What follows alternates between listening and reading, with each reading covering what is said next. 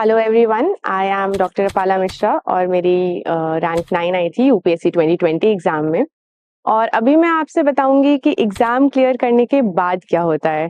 तो जैसे ही हम एग्जाम क्लियर करते हैं उसके बाद हमें लबासना ज्वाइन करना होता है। तो उसके बीच में अराउंड 1.5 मंथ्स तक का गैप रहता है। उस गैप में आपको अपनी पैकिंग करनी होती है और उस गैप में आपकी सर्विस आइटरेशन लिस्ट निकलती है और बहुत सारे फॉर्मल प्रोसीजर्स होते हैं जो करने होते हैं। एंड हम लोग बहुत एक्साइटमेंट से वेट कर रहे होते हैं कि लबासना जाने का दिन कब आएगा। And finally that day arrives. हमारे लिए वो दिन था 5 दिसंबर 2021। और जैसे ही हम लबासना पहुंचते हैं तो सब लोग वहाँ पे बहुत एक्साइटेड होते हैं, इंथुजियास्टिक होते हैं, बहुत पॉजिटिव एटमॉस्फेयर होता है। बट वहाँ जाके हमें पता लगता है कि सब कुछ चिल नहीं है। बहुत ट्रेनिंग, प्रॉपर ट्रेनिंग होती है, बहुत डिसिप्लिन ट्रेनिंग होती है, पीटी होती है, बहुत सारे एक्स्ट्रा करिकुलर्स होते हैं, हॉर्स राइडिंग होता है, स्विमिंग होता है, बहुत सारी अपॉर्चुनिटीज होती हैं चीजें सीखने की।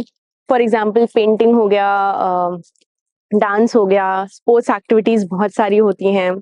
एंड क्लासेस तो होती हैं, क्लासेस के बीच में ब्रेक्स होते हैं जिनको कहते हैं सन ब्रेक्स, जिसमें टी ब्रेक्स होते हैं, लंच ब्रेक्स होते हैं। मेस में आपको फॉर्मल्स में पहन के जाना होता है और काफी डिसिप्लिन एटमॉस्फेयर होता है हर जगह।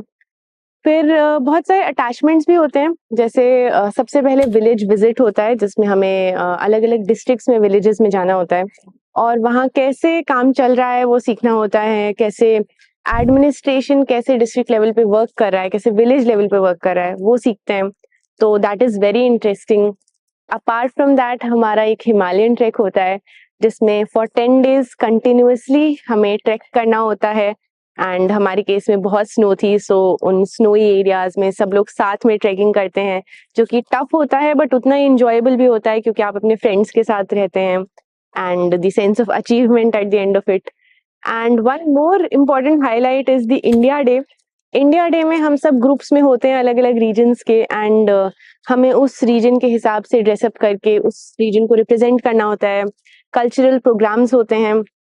आई think one of the major highlights of LBSNAA is the cultural programmes in evenings.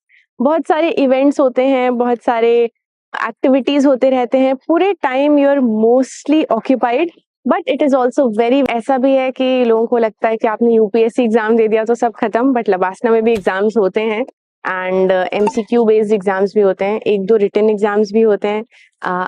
You have different modules. For example आपका लॉ मॉड्यूल हो गया, एडमिनिस्ट्रेशन मॉड्यूल हो गया, जिस बेसिस पे आपकी क्लासेस होती हैं। अलग अलग फैकल्टी आती है आपकी क्लासेस लेने। बहुत सारे गेस्ट लेक्चर्स भी होते हैं जिसमें बहुत वेल अकम्प्लिश लोग आते हैं और अपने एक्सपीरियंसेस बताते हैं लबासना में। And so overall I think it is a very great enriching experience. जो सबसे डिफिकल्ट पार्ट लबासना का अगर मैं कहूँ तो that is, I think, PT के लिए आपको हमेशा मतलब रेडी होना पड़ता है। And also it's on a hill, तो आपको बहुत ट्रैकिंग करनी होती है ऊपर नीचे, but that is also enjoyable. It is beautiful, Mussoorie is beautiful and अच्छा एक्सपीरियंस रहता है। In 3 months you meet a lot of people and you make so many friends. अचानक से आपकी लाइफ बहुत आइसोलेशन में होती है और फिर अचानक से you meet so many people and आपकी लाइफ इतनी इवेंटफुल हो जाती है। तो काफी हैपनिंग ट्रांजिशन होता है लाइफ में, but at the same time it is also a little hectic.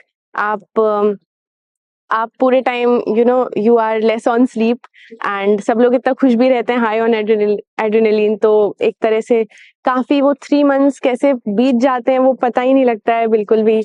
तो ओवरऑल आई से it is a great experience. And जो भी सब आप यूपीएससी एग्जाम में पढ़ाई करते हैं वो सब काम आता है। आपके जो भी सब पढ़ाते हैं लबासना में उसमें कहीं ना कहीं काम आता है। तो I think it is great, wonderful and all the best to everyone preparing for this exam.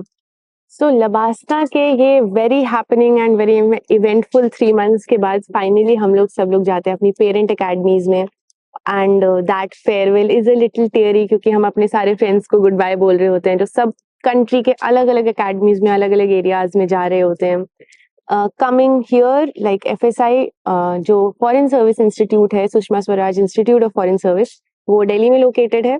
वहाँ पे 6 months का इंडक्शन ट्रेनिंग प्रोग्राम होता है। उस इंडक्शन ट्रेनिंग प्रोग्राम में भी बहुत सारे टूर्स होते हैं, बहुत सारे अटैचमेंट्स होते हैं। सबसे पहले शुरुआत होती है भारत दर्शन से, जो कि बहुत ही मच अवेटेड होता है। In the Indian Foreign Service, Bharat Darshan is 2 weeks and all other attachments are 1 week. तो overall काफी सारे हफ्ते होते हैं जिसमें हम बाहर होते हैं दिल्ली से. तो वहाँ पे इन भारत दर्शन वी चूज आर लोकेशंस और बहुत अच्छी सीनरीज ऑफ इंडिया देखने को मिलती हैं. Then we have certain attachments like ISRO attachment in Bangalore और different attachments in Mumbai and a lot of places. तो बहुत नॉलेज मिलती है, बहुत सारे लोगों से इंटरेक्शन होता है. We also have a state attachment जिसमें आप अपने होम स्टेट जाते हैं.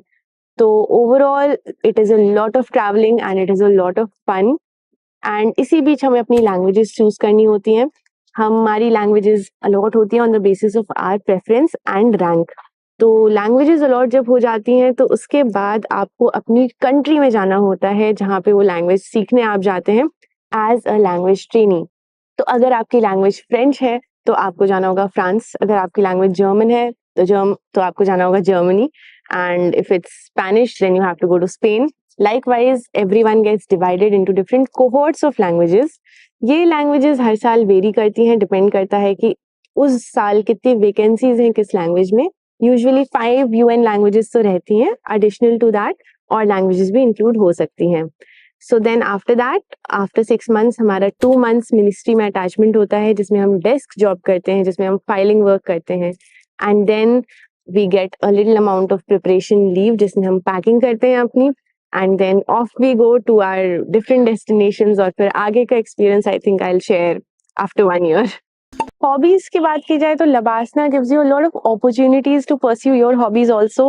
वहाँ पे क्लब्स होते हैं, सोसाइटीज होते हैं. उन क्लब्स और सोसाइटीज में लोग इलेक्ट होते हैं जैसे कॉलेजेस की तरह. तो वहाँ पे हमारा हॉबीज क्लब होता है, हमारा एडवेंचर क्लब होता है, एडवेंचर सोसाइटी होती है, ऑफिसर्स क्लब होता है जो स्पोर्ट्स देखता है. तो there are lot of different societies and उसमें कॉम्पिटिशन्स होते हैं जैसे पेंटिंग कॉम्पिटिशन हो गया, स्पोर्ट्स कॉम्पिटिशन हो गया, एथलेटिक्स मीट हो गया. तो हमेशा कुछ ना कुछ ऐसा चलता रहेगा. You get a lot of opportunity to develop yourself, to grow, to interact with people and you find yourself as a much more evolve person once you are done with everything.